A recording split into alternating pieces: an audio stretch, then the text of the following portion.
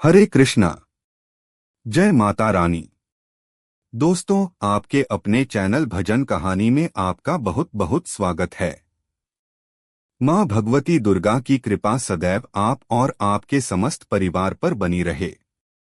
दोस्तों, एकादशी की तिथि बहुत महत्वपूर्ण होती है। इस दिन व्रत धारण करने से और जगत के पालनहार भगवान श्री विष्णु की पूजा आराधना करने से समस्त प्रकार के पाप कर्मों से मुक्ति मिल जाती है और समस्त प्रकार की कामनाएं पूर्ण हो जाती हैं। वैसे तो प्रत्येक मास में 2 एकादशी आती हैं, एक कृष्ण पक्ष में और दूसरी शुक्ल पक्ष में, और प्रत्येक एकादशी का अपना महत्व होता है। तो मार्गशीर्ष मास की शुक्ल पक्ष की जो एकादशी होती है, इस एकादशी का नाम है मोक्षदा एकादशी। और मोक्षदा एकादशी जैसा कि नाम से ही पता चलता है, मोक्ष दिलाने वाली एकादशी कहा जाता है कि इस व्रत को धारण करने से मोक्ष प्राप्ति की कामना पूर्ण हो जाती है। पौराणिक कथाओं के अनुसार इसी दिन भगवान श्री कृष्ण ने अर्जुन को गीता का उपदेश दिया था। इसीलिए इस दिन को मुक्तिदायिनी तिथि माना जाता है और इस दिन व्रत धारण करने से भगवान श्री हरि विष्णु के विधि विधान से पूजा करने से और गरीबों को ब्राह्मणों को दान करने से कई गुना पुण्य फलों की प्राप्ति होती है। मोक्षदा एकादशी को गीता जयंती भी कहा जाता है।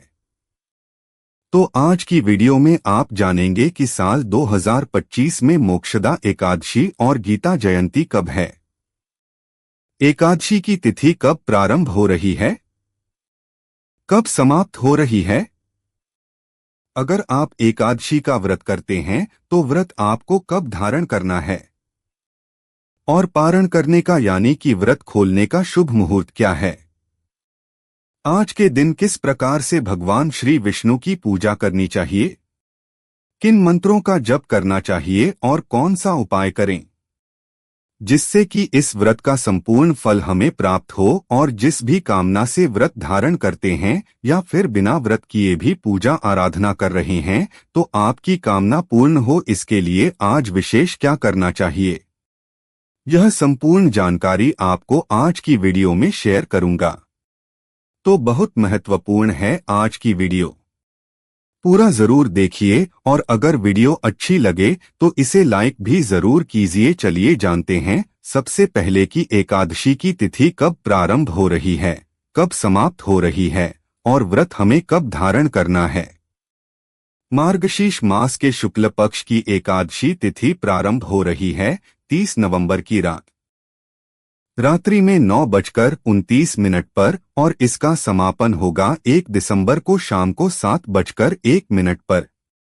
तो सूर्योदय कालीन तिथि के अनुसार 1 दिसंबर 2025 को मोक्षदा एकादशी का व्रत हमें धारण करना है। इस बार मोक्षदा एकादशी पर सुबह 8:20 से शाम को 7:01 तक भद्रा लग रहा है और यह भद्रा धरती लोक पर ही लगने वाला है।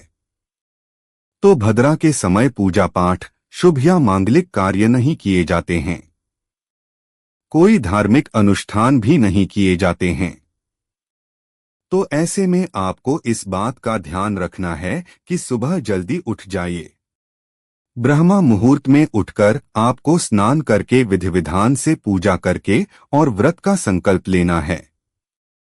व्रत का संकल्प भद्रा प्रारंभ होने से पहले अगर आप ले लेते हैं तो श्रेष्ठ रहेगा। तो सुबह की पूजा आपको सुबह 8:20 से पहले अवश्य कर लेना है। 1 दिसंबर को सूर्योदय काल का समय है सुबह 6:55 पर और सूर्यास्त का समय है शाम को 5:36 पर। बात करें ब्रह्मा मुहूर्त की तो ब्रह्मा मुहूर्त का समय है सुबह 4:50 से सुबह 5:50 तक। इस समय में आप स्नान करके विधि विधान से पूजा कर सकते हैं। बात करें अमृतकाल की तो 1 दिसंबर को अमृतकाल का समय है रात्रि में 9:03 से रात्रि 10:30 तक। अमृतकाल में जो हम पूजा पाठ करते हैं, मंत्र जप इत्यादि करते हैं तो उसका फल हमें जन्म जन्मांतर तक प्राप्त होता है। अमृत के समान पुण्य फलों की प्राप्ति होती है। अमृत काल में पूजा आराधना और शुभ कार्य करने से और अभिजीत मुहूर्त सुबह 11:54 से दोपहर 12:37 तक। अभिजीत मुहूर्त में आप कोई भी शुभ कार्य कर सकते हैं।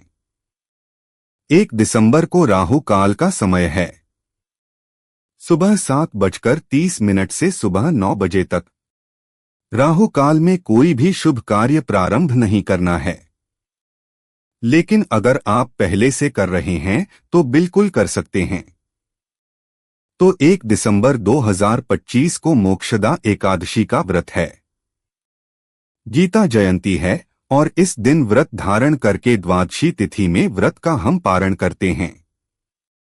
द्वादशी तिथि का प्रारंभ हो रहा है 1 दिसंबर को शाम को 7:01 पर और द्वादशी तिथि का समापन 2 दिसंबर को दोपहर में 3:57 पर होगा। तो ऐसे में व्रत का पारण हमें कब करना है? देखिए, एकादशी व्रत का पारण हमें करना है 2 दिसंबर 2025 को, यानी कि मंगलवार के दिन। तो सुबह 6:57 से सुबह 9:03 तक आपके व्रत के पारण करने का शुभ मुहूर्त है। व्रत का पारण हमें शुभ मुहूर्त में करना चाहिए, क्योंकि अगर हम शुभ मुहूर्त में एकादशी व्रत का पारण नहीं करते हैं तो हमारे किए गए व्रत का संपूर्ण फल हमें नहीं मिलता है। मोक्षदा एकादशी पर गीता जयंती के दिन अगर आप भगवत गीता का पाठ प्रारंभ करना चाहते हैं तो आज से ही अपने पाठ का प्रारंभ कर सकते हैं।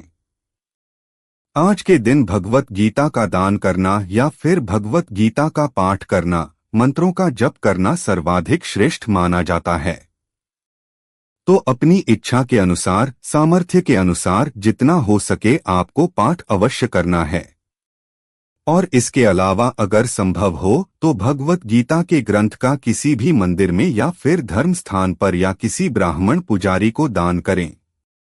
इससे भगवान श्री कृष्ण की अपार असीम कृपा आपको प्राप्त होगी। तो उम्मीद करता हूँ यह वीडियो आपके लिए उपयोगी होगी। संपूर्ण पूजा विधि और व्रत के नियम और कथा की वीडियो आपको आने वाले समय में मिल जाएगी। तो आने वाली वीडियो जरूर देखिएगा। अगर अभी तक आपने चैनल को सब्सक्राइब नहीं किया है तो आज की वीडियो अगर आपको अच्छी लगे तो चैनल को सब्सक्राइब करके बेल आइकन को जरूर प्रेस कर लीजिए।